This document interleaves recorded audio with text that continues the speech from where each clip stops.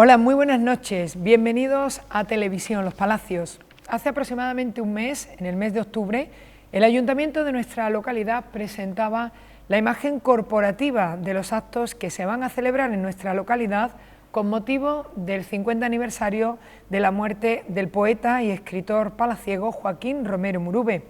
El objetivo de esta iniciativa no es otro que el de revalorizar la figura y toda su obra literaria. Hoy estamos celebrando una mesa redonda que lleva como título Los Palacios y Villafranca en la figura y en la obra de Joaquín Romero Murube, una actividad más incluida en esta programación extraordinaria. Agradecemos enormemente la acogida que tenemos por parte del restaurante Casa Moral. Nos encontramos en un sitio muy cercano precisamente al lugar donde nació Joaquín Romero Murube, aquí en la calle Real, para hablarnos de su faceta más palaciega, de cómo influyó su pueblo, nuestro pueblo, los Palacios y Villafranca, tanto en su vida como en su obra. Tenemos con nosotros y contamos con la presencia de personas que son conocedores de la figura y de la obra de Joaquín Romero Murube. Damos la bienvenida ya a la profesora de Lengua y Literatura del instituto que lleva su nombre, el Instituto Joaquín Romero Murube, Mónica Reyes. Gracias por estar con nosotros, bienvenida. Buenos días. Gracias a vosotros. Tenemos también a Claudio Maestre, que es investigador especializado en la figura y en la obra de Joaquín Romero Murube. Claudio, bienvenido, gracias. Gracias a vosotros por la labor que realizáis. También contamos con la presencia de Álvaro Romero, que es periodista y profesor de nuestra localidad y que además, recordemos, basó su tesis doctoral en la vocación más periodística de Joaquín Romero Murube, además siendo calificada como la mejor tesis del año 2010. Álvaro, gracias por estar con nosotros. Gracias a vosotros por invitarme, sabéis que es un placer participar en este tipo de iniciativas. Y también tenemos al profesor Emilio Gavira, que fue también técnico de la Delegación de Cultura de la Junta de Andalucía. De Educación. De Educación. De Educación. Y sí. Conocedor de la obra literaria de Joaquín Romero Murube. Gracias, Emilio, por estar con nosotros. Gracias a vosotros por contar conmigo. Bueno, empecemos un poquito hablando de los primeros años, ¿no? Vamos a hablar, si os parece, del principio, de dónde nació, en el seno de qué familia nació Joaquín Romero Murube y cómo fueron sus primeros años aquí en la calle Real. Empezamos con Mónica, si te parece. Mónica, hablamos un poquito de él, de cómo fue esa infancia. Sí, claro, yo creo que el gran conocedor de esto, o yo por lo menos puedo agradecer a Claudio la transmisión de saberes, ¿no?, desde que llegué al IE Joaquín Romero Murube. Y es verdad que él siempre insistió mucho, ¿no?, en que conociéramos toda la figura. Bueno, Joaquín Romero Murube nace en 1904, en pleno verano, 18 de julio. Tenemos que imaginarnos, ¿no?, ese calor del pueblo en aquellos años. Y después su trayectoria se va moviendo por el pueblo, después se traslada a Sevilla, hasta que ya finalmente el 15 de noviembre, ¿no?, que es precisamente la fecha que estamos conmemorando, de 1969, Joaquín Romero Murube muere en Los Reales Alcázares. Entonces, gracias a la gran aportación de la familia, hemos conocido muchos datos de Joaquín Romero Murube y también yo creo que merece la pena, ¿no?, nombrarlos y agradecerles esa gran colaboración que han tenido siempre para los estudios. Pero yo creo que si nos metemos en lo anecdótico de Joaquín, yo creo que para mí, o mi gran mentor siempre fue Claudio, y yo creo que es un placer escucharlo en este tipo de anécdotas. Pues mira, Claudio, por alusiones, nos imaginamos a Joaquín Romero Murube pequeño, corriendo, como decía Mónica, corriendo por aquí, por esta calle, viviendo su infancia en el seno de ¿qué familia? De los Palacios y Villafranca. Bueno, pues en el seno de una familia acomodada. La familia Murube procedía de una familia de terratenientes. Él en reiteradas ocasiones en su obra así lo manifiesta, cuando dice que su familia había tenido muchas haciendas, cortijos, caseríos y demás. Bueno, pues en ese ambiente rural, es un ambiente rural en el que se cría, pues es un ambiente que a través de su obra, a través de Pueblo Lejano, a través de Ya es tarde, de otras publicaciones, pues va reflejando muchos momentos de su vida. No hace mucho decía yo que no solamente Romero Murube escribe sobre su infancia y sobre los palacios en Pueblo Lejano, que va, en la gran mayoría de sus obras, de una forma o de otra, con más extensión o con menos, aparece el pueblo. Entonces, en esa dinámica, ¿no?, de ambiente rural, de una familia acomodada, pues a través del libro Pueblo Lejano vemos muy bien cuál es la situación, cuál es la infancia, porque al fin y al cabo Pueblo Lejano es una elegía, es un volver a su infancia y recordarlo todo como era.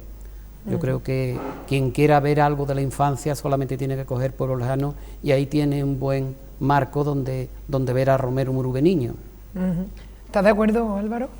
Sí, sí, totalmente de acuerdo. Además, bueno, no podía estar de otra forma de acuerdo con Claudio, que además yo creo que es el pionero vivo, por lo menos, y cercano de los estudios de Joaquín, ¿no? Yo desde muy joven, cuando me implico en actividades culturales de los palacios y tal, siempre tenía a Claudio como referencia. Te hablo de cuando yo tenía 14, 15, 16 años, antes de hacer ningún estudio universitario, ni mucho menos, como un referente y un hombre que se había interesado de una manera bastante solitaria, ¿no?, a la figura de un escritor que en los palacios pues no tenía muy buena imagen, no era un... Perdona que te interrumpa. Sí, afortunadamente sí. Ahora hay mucha más gente, ¿eh? Ahora sí. Está Julio, está tú. No, estoy hablando de cuando yo tenía 14 o 15 años, ¿no? Por retrasarme o retrotraerme en el tiempo, ¿no?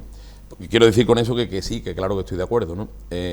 Lo que sí me gustaría señalar, hablando de la infancia, es que Romero Murube, vive aquí pocos años en su infancia, 8 o 9 años aproximadamente, más o menos en esta misma casa, ¿no?, en esta misma calle, esta casa que conforman varias casas hoy en día, ¿no? Pero como escritor tiene la fortuna, y sus lectores tenemos la fortuna, de haber recuperado pues eso que se llama también la verdadera patria, ¿no?, la verdadera patria, que es la infancia.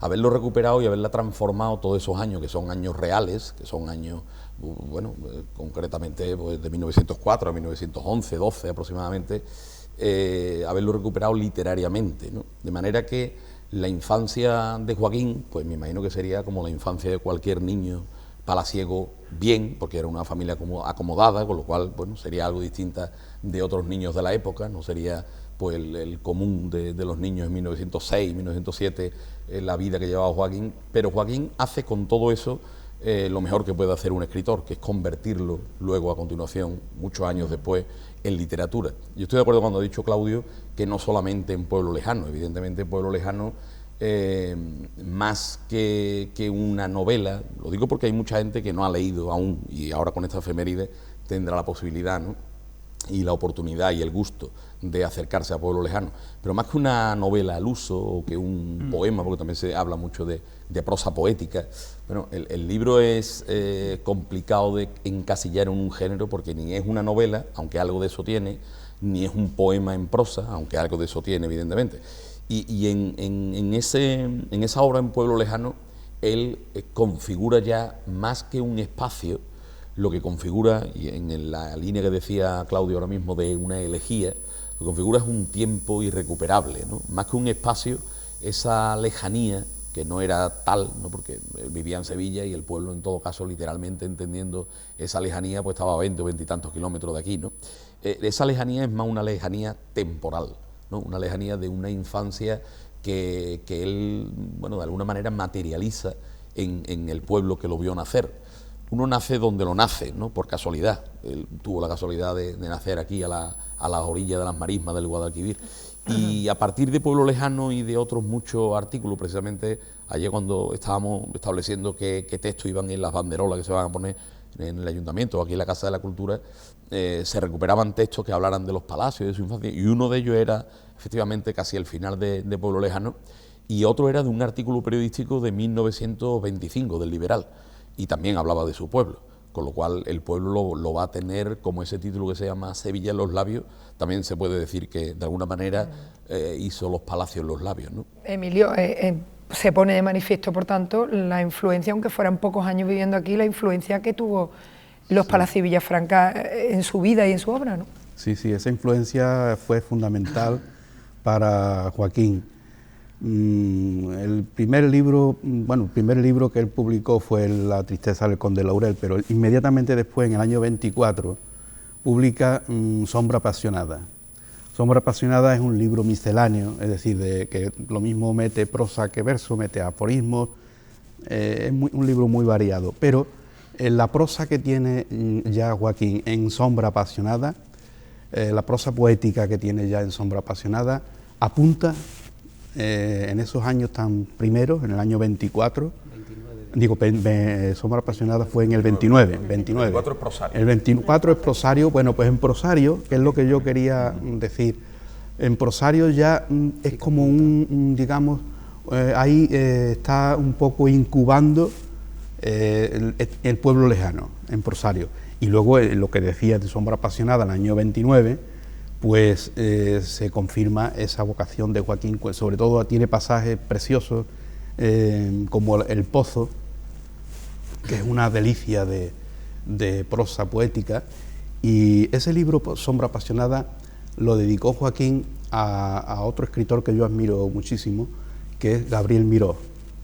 Y Gabriel Miró le contesta a Joaquín agradeciendo, le sorprendió porque Gabriel Miró era un escritor un poco olvidado o denostado en Madrid en esa época, y le sorprendió y le llamó la atención que Joaquín le dedicara ese libro a él, y le contestó agradeciéndole el envío del libro y la dedicatoria, y ya Miró le dijo a Joaquín en esa carta, entre otras cosas, que en ese pozo que él habla en Sombra apasionada, ese pozo de su casa del pueblo, tiene todos los recuerdos de tu infancia, y más o menos le dice que ese puede ser tu camino como escritor.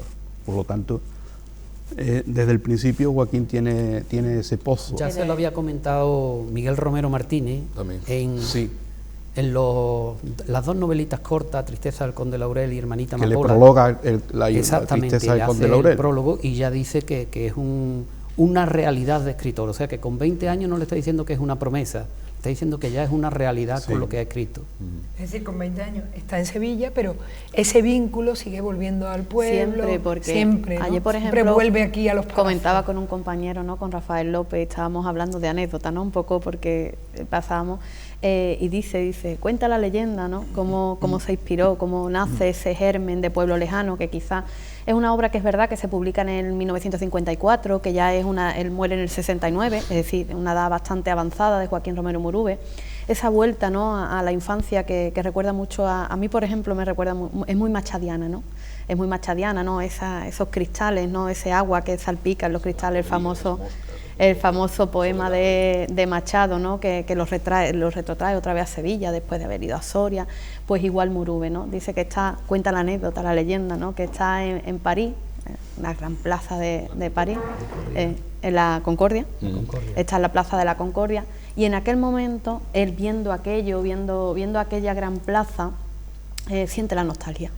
Siente la nostalgia, ¿no?, lo que decía Álvaro, siente la nostalgia ya por un espacio, por un tiempo perdido, y entonces cuando él comienza a componer Pueblo Lejano. Entonces lo que está claro en la figura de Joaquín Romero Murube es que los Palacios de Villafranca siempre estuvo dentro. Es decir, aunque él a lo largo de su historia, a lo largo de su historia periodística, de su historia poética, escribiera sobre muchísimas cosas, ¿no? Por ejemplo, yo antes os comentaba, ¿no?, que me encantaba esa parte vanguardista, ¿no?, que podía ver en Sombra apasionada, ¿no? Eso, mientras Vicente Huidobro, ¿no?, o Paul Reverdí en Francia estaban poniendo de manifiesto las vanguardias, ahí estaba Murube también, ¿no?, que yo creo que eso universaliza el nombre de los palacios, porque que alguien lleve el nombre de tu pueblo a tales cotas, yo creo que es muy importante. Pero sin embargo el germen de los palacios siempre estuvo ahí, y de hecho en el momento en que él se ve la gran urbe, ¿no?, que era París en aquellos años, él vuelve otra vez hacia atrás, vuelve a su germen, a sus semillas, a sus orígenes, y se inspira a Pueblo Lejano. Además, vamos, al hilo de lo que están diciendo los compañeros de la mesa, Pueblo Lejano es un libro que de alguna manera se va gestando, se va originando desde los primeros años de él con el oficio de escritor, ¿no? E incluso tiene una especie de estela más allá de 1954 en el resto de su obra. Es decir, que es un libro que capitaliza de alguna manera toda la obra de Romero Murube, porque, bueno, en el propio libro Prosario, que estaba diciendo hace un momento Emilio, que es del 24, de Prosario del 24 y Sombra apasionada del 29, en ambos, están nutridos de unos artículos que él ha publicado previamente en El Liberal. También creo que hay uno del Noticiero sevillano, que desaparece antes, pero en esos artículos, que son artículos periodísticos muy poéticos, de manera que después solamente tiene que copiar y pegar al libro, y en esos artículos ya habla, bueno, hay algunos que se llaman Pueblo directamente, o sea que el título del artículo es Pueblo. Prosas del Sur, creo que se llamaba una sección que él hace, y uno de ellos es Pueblo. Después en Sombra apasionada aparece El Pozo, pero es que justo después de la guerra, en el año 40, 41, que es cuando aparece Canción del amante andaluz, uno de los poemas más significativos de la parte de los romances es Romance del pueblo lejano, o sea, literalmente el título del libro. Y después, incluso en artículos después de Pueblo Lejano, me estoy acordando de artículos de los años 50, que después recopila Para Lejos y en la mano, que es un libro del 59, es decir, de una década antes de fallecer. Ahí también hay, pues, con la excusa de que hace crónicas en pueblos cercanos, como Olvera, precisamente hay un artículo maravilloso, no sé si tú lo conoces, no. Mónica, se llama Nuestra derrota en Olvera, y es el nuevo periodismo que decía Tom Wolfe y los norteamericanos, incluso que habían practicado antes los del 98. La anécdota es que él trata de subir al castillo de Olvera, y los lugareños y los de Olvera le dicen que es muy difícil y tal, y él cuenta un poco la peripecia de subir a ese castillo de Olvera y titula Nuestra derrota en Olvera. Y en otros artículos de esa misma época, de una sección que tiene en el ABC que se llama Los Caminos, y va por muchos pueblos, por Vejer, por Conil, por El Garrobo, por Las Pajanosas, todos esos pueblos allí, por lo menos en dos, que él hace referencia otra vez, estamos hablando del año 59, hace referencia a su pueblo y a su familia, y a su tía Expectación, y a su abuelo Luca, o a su bisabuelo, y a toda su parentela, haciendo un vector de unión de todos los pueblos que visita con el pueblo del que él viene, y subrayando otra vez ese carácter de verdadera patria, que es el pueblo de donde viene y la época de la que viene, es decir, de la infancia, ¿no? Es decir, que con la infancia, con esa verdadera patria, con ese regusto tan nostálgico, tan machadiano, por otra parte, y tan, bueno, de los verdaderos escritores, bueno, Paco Umbral, Javier María, tantos escritores han dicho que la verdadera patria de todo escritor está no solamente en su infancia, sino en su lengua, y él es capaz de mezclar la lengua, es decir, la lengua con todas las potencialidades que da la lírica o la prosa lírica, con una época irrecuperable y para él inolvidable como es su infancia, ¿no? Y hacer con esos mimbres pues toda la obra, ya sea periodística, ya sea lírica o incluso narrativa, ¿no? O ensayística. Es que yo creo que la figura de Murube, al fin y al cabo, si nos lo planteamos, es una figura que gusta de la tradición. Es decir, él siempre yo creo que Murube es más universal de lo que han querido enmarcarlo en el neopopularismo y todas esas tendencias sevillanistas de aquella época. Y yo creo que Murube es mucho más universal que eso. Pero sí que es verdad que hay una semilla en Murube que es el gusto por la tradición.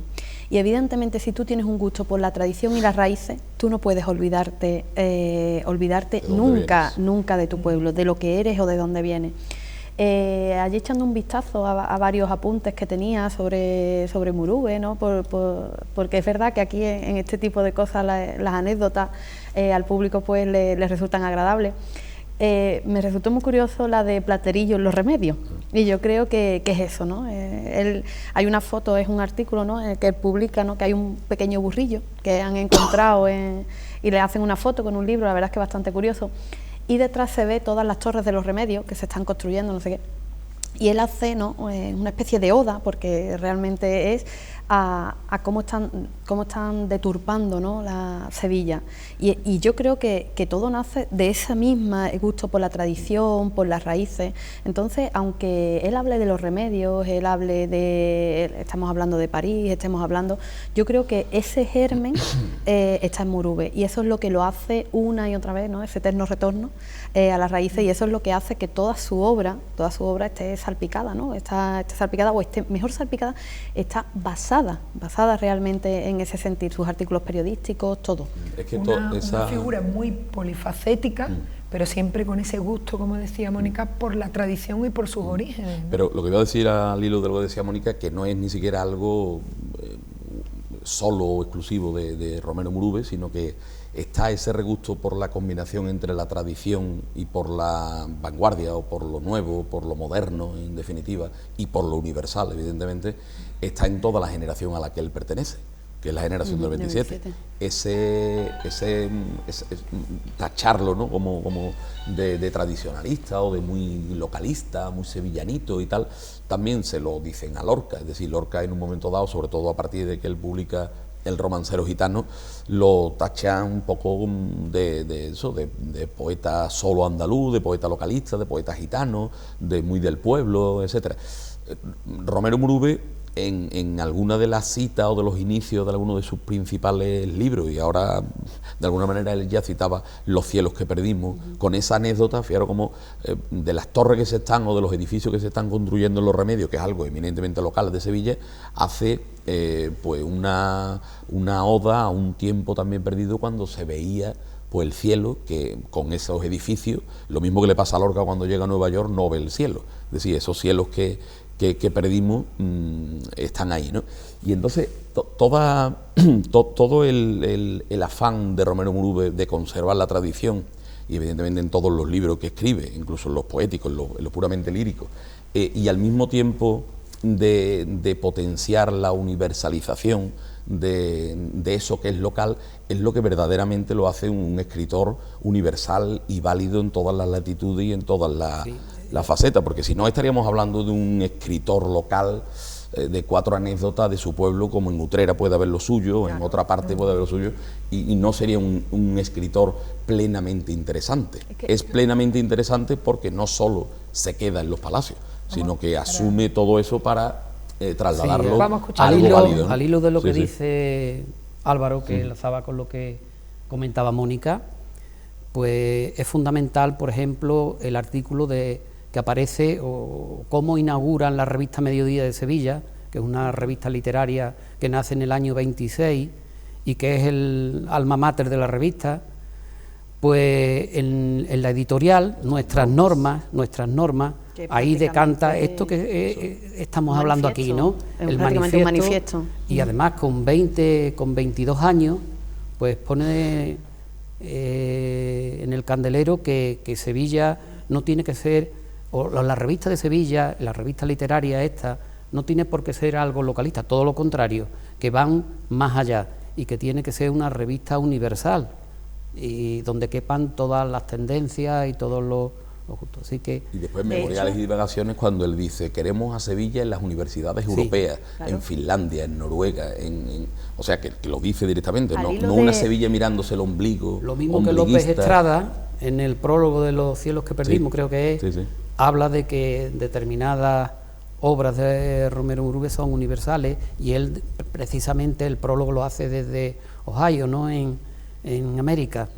O la traductora, perdón, Álvaro. No, que yo creo que, siguiendo con el hilo de que hablaba Claudio, ¿no?, de ese manifiesto, ¿no?, a lo Tristán Tzara o a la propia vanguardia, ¿no?, de Marinetti, yo creo que en esas normas, ¿no?, en nuestras normas que aparece en el editorial, que aparece en la revista Mediodía, del que eres redactor jefe, en el 26, a mí hay una cosa que me llama la atención, y es que él en ese editorial habla continuamente de la importancia de la vanguardia, ¿no?, que la revista Grecia hasta el momento había llevado a cabo, y cómo, como precedente, y él dice: nosotros bebemos de estas fuentes de la vanguardia, ¿no? Pero un poco habla como que Grecia ha destrozado, ¿no?, la vanguardia con esos humorismos y esas cosas, y que ellos están depurando y van a hacer una poesía, pero la vanguardia es universal. Es decir, él creía en eso, ¿no?, en la pureza, en lo limpio, y así lo manifiesta, pero eso no significa que Murube no quiera trascender más allá de Sevilla. Esa es su intención, que es lo que decía Claudio. Eso se ve perfectamente en el editorial de la revista Mediodía. Es que, Mónica, hay que destacar, y ahora mismo te doy la palabra, que especialista, ¿no?, en la faceta más vanguardista de... No, especialista no, bueno, sí que es verdad que más para interesada, ¿no?, por mi carácter o por, digamos, los gustos artísticos y literarios que tengo, sí que es verdad que siempre he ido recabando en Murube, ¿no?, esa parte de la vanguardia, porque yo creo que es que lo hace universal. A mí me parece que esa parte vanguardista lo hace universal, que después, como dijo Álvaro, ¿no?, ya en su tesis, ¿no?, que realmente la figura de Murube sube, ¿no?, y se hace conocida a través del periodismo. Sí que es verdad que no nos podemos olvidar nunca de ese poeta primero, que es que a mí particularmente me fascina. Vamos a escuchar a No, yo quería incidir un poco en lo que dice Mónica sobre Mediodía. La revista Mediodía tuvo un papel muy importante en Sevilla en esos años. Fue la sucesora de Grecia y de Bética, una revista en la que colaboró mucho otro paisano nuestro, que es Felipe Cortines Murube. Fue un gran colaborador fue el alma mater de Bética, igual que Joaquín fue el alma mater de Mediodía. Y esa revista pretende efectivamente dar un giro, dar un golpe de timón a la poesía que se hacía en Sevilla hasta ese momento. Joaquín Romero Murube fue redactor jefe de la revista, fue el autor del manifiesto de la revista, y junto con Alejandro Collantes de Terán, Eduardo Josén, pues sacaron, creo que se me olvida... Rafael Porlán. Rafael Porlán.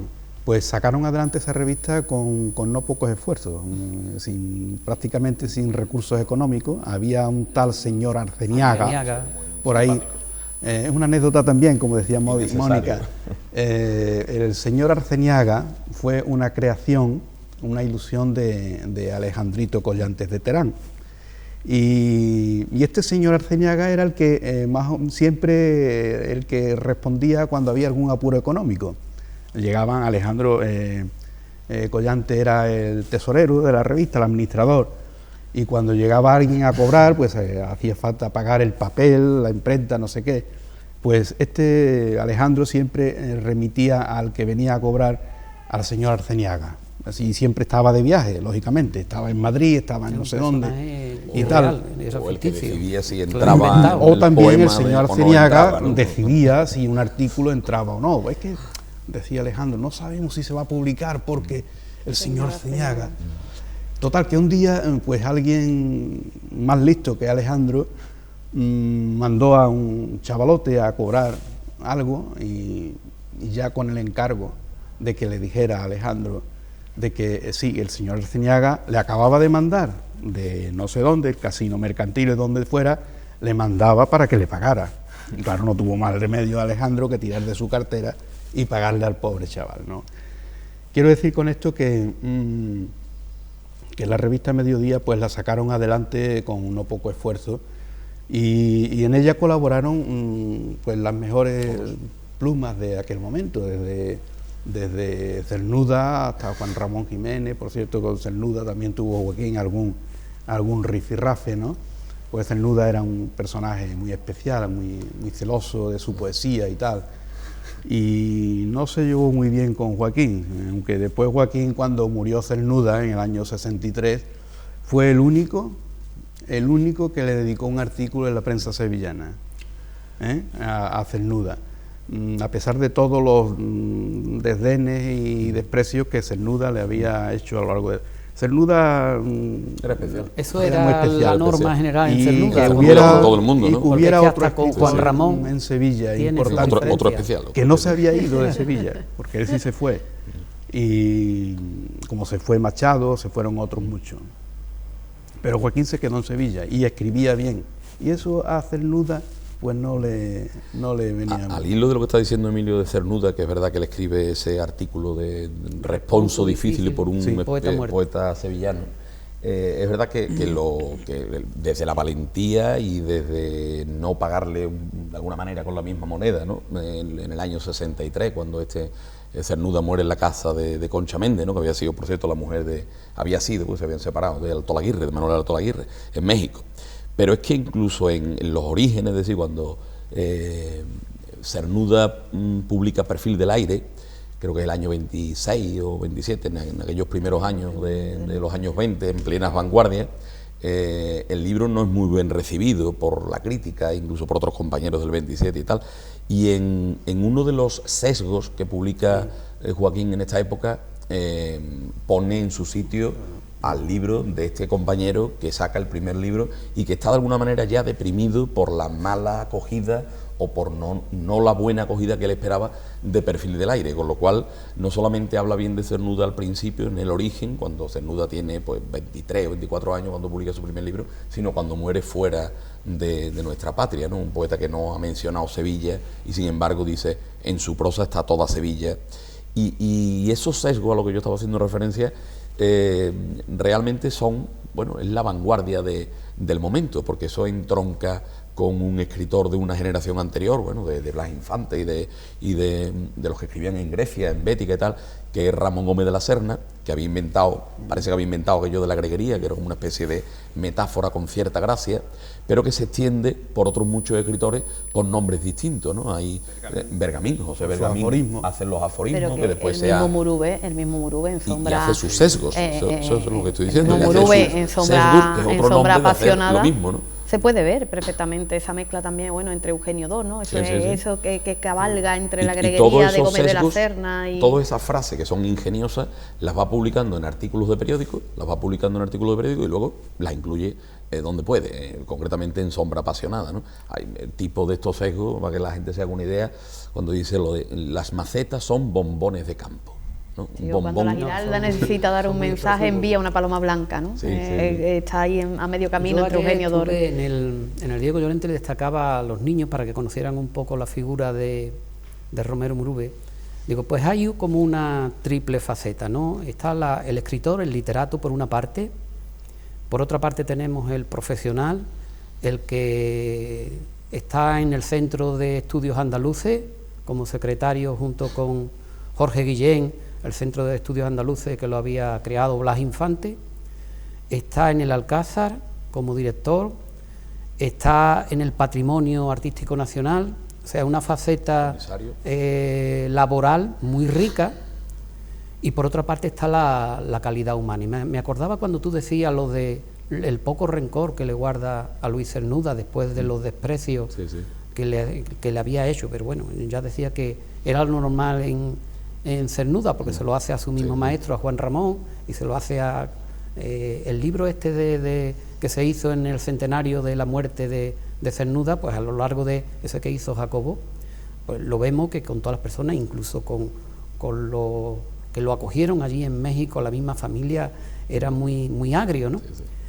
Y Joaquín Romero Murube no solamente le guarda rencor, sino que lo reconoce, como tú bien decías, antes y después, ¿no?, de morir. Y es difícil ponerlo antes, cuando no hay apenas motivo. Esas renuncias que hace a lo largo de su vida Joaquín Romero Murube le da una calidad humana excepcional, porque él tiene muchas renuncias, no solamente esa, renuncia a irse como literato a Madrid y renuncia por Sevilla y por lo que tiene aquí. Y entre todas estas renuncias hay unas mayores, otras menores.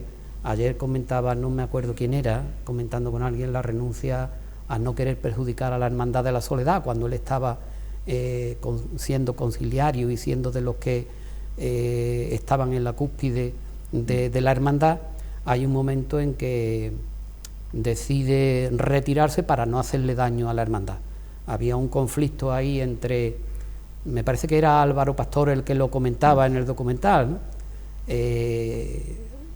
Iban a poner un retablo en la Catedral de Sevilla, que era muy inadecuado, es el cardenal Segura el que lo quiere poner para el Sagrado Corazón, y resulta que escribe un artículo crítico, y entonces el cardenal Segura, con todo el poder que tenía, pues lo quiere casi excomulgar y demás, y él, viendo que eso le podía hacer daño a la hermandad, también renuncia. Hay renuncias menores y renuncias mayores, ¿no? Porque al fin y al cabo esa renuncia era más anecdótica, pero anecdótica, no porque él iba a ser siendo el mismo, ¿no? Pero hay otra renuncia, por ejemplo, y lo comentábamos también ayer con una sobrina de él, me decía, tú sabes que mi padre me contaba que en cierta ocasión Francisco Franco lo propone como ministro de Justicia. perdón, de Cultura, ministro de Cultura, y por lo visto renunció también. O sea que la vida de Romero Murube está también rodeada de una serie de renuncias, unas, ya te digo, de mayor calado que otras, pero que esa renuncia le hacemos valorar la calidad humana que tenía. Lo mismo que siendo un personaje que se relaciona ideológicamente con la derecha, pero sus amistades estaban ahí. Él no miraba colores políticos, no miraba nada. Ahí está lo que hizo con Lorca en el 37 con los 7 romances, ahí está lo que hizo con Miguel Hernández en el 39. Esta anécdota es muy bonita. Son anécdotas que nos da un poco a conocer esa verdadera capacidad humana que tiene el escritor. Y una generosidad enorme. Le enriquece. Yo creo que además, perdón. No, dale. Y además de del nivel humano, de la talla humana que tenía Romero Murube, también habría que destacar su valentía, Sí, su compromiso, porque tú has dicho lo de los 7 romances que publicó en el 37. Eso es un riesgo enorme. Bueno, es que además él se había plantado en Granada, en plena guerra civil, se había plantado en Granada con el permiso de Queipo de Llano, con una orden para investigar qué había pasado con Lorca. Para eso hay que tenerlo bien puesto, ¿no? En el año 37. Sin tener por qué recuperar unos poemas que ni siquiera eran dedicados a Lorca y ponerle una dedicatoria para que le sirva. Efectivamente. Y además, sin tener por qué, quiero decir, por lo de la generosidad. Y además, por apuntar otro dato más en lo que estoy defendiendo, él fue quizás también el único sevillano, así un poco importante de proyección pública, que tuvo la valentía de visitar a Julián Besteiro, el socialista, que estaba muriendo en la cárcel de Carmona. Fue a visitarlo con su amigo José María Cosío, y fue a visitarlo a la cárcel de Carmona, cuando estaba prácticamente ya Julián Besteiro agonizando, muriendo, como estaban muriendo en la cárcel de Alicante Miguel Hernández, sí. Prácticamente era por la Pepín misma Bello, época. Pepín Bello fue el que lo acompañó. Pepín Bello, perdón, he hecho José María Cosío. Pepín Bello y Joaquín fueron a visitar a Julián Besteiro. Por lo tanto,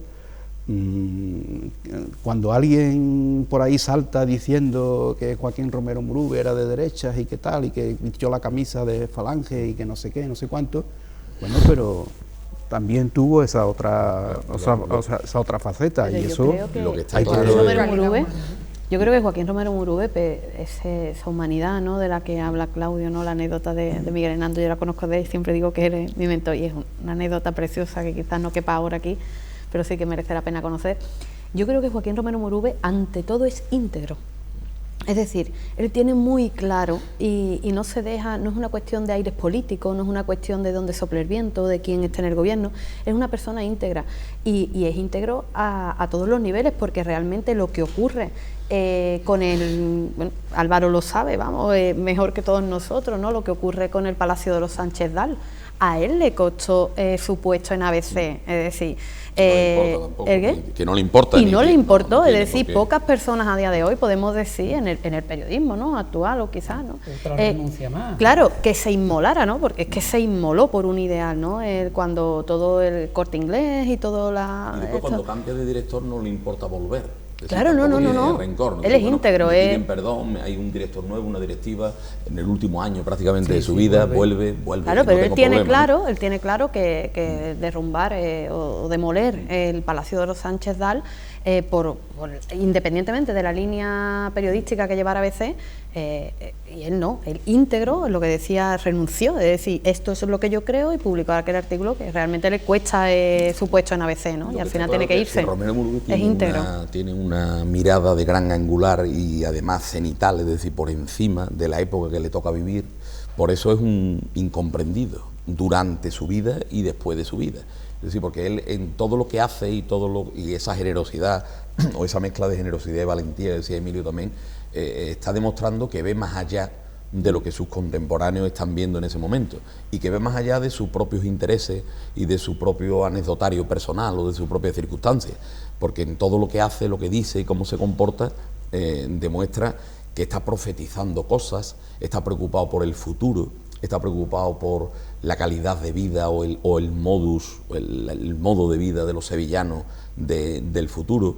Yo siempre pongo de ejemplo ese capítulo que además también forma parte de un artículo periodístico. Perdona que insista tanto en los artículos periodísticos, pero tengo quizás de formación por haberme llevado tantos años en la hemeroteca rastreando artículos donde veo textos de Romero Murube que vienen a decir un poco lo mismo que en Pueblo Lejano, ¿no? Cuando él habla de la marisma, cuando todavía no está desalinizada, cuando todavía no está explotada, y él hace una comparación bellísima con el Nilo, con la desembocadura del río Nilo en Egipto, con esa riqueza de la tierra, que dice: tiempo vendrá en el que estas marismas, si Sevilla y los palacios y tal están a la altura de las circunstancias, sabrán sacarle la rentabilidad y el fruto que se puede, ¿no? Eso lo dice pues antes de que realmente desde un punto de vista político, económico, se lleve a efecto. Y lo dice literariamente, lo dice periodísticamente. Él está siempre un poco como por delante, ¿no? Ojo avisor por delante de lo que va a ocurrir. Y evidentemente Emilio estaba sacando el tema de lo que yo decía al principio, ¿no? De lo mal visto y de que si era de derecha, que si vistió la camisa. Es un tema en el que si os parece vamos a ahondar, si era comprendido aquí en su pueblo, si era querido, pero eso lo vamos a dejar para después de la publicidad, unos minutos de publicidad, y regresamos en esta mesa redonda, Los Palacios y Villafranca, en la figura y obra de Joaquín Romero Murube.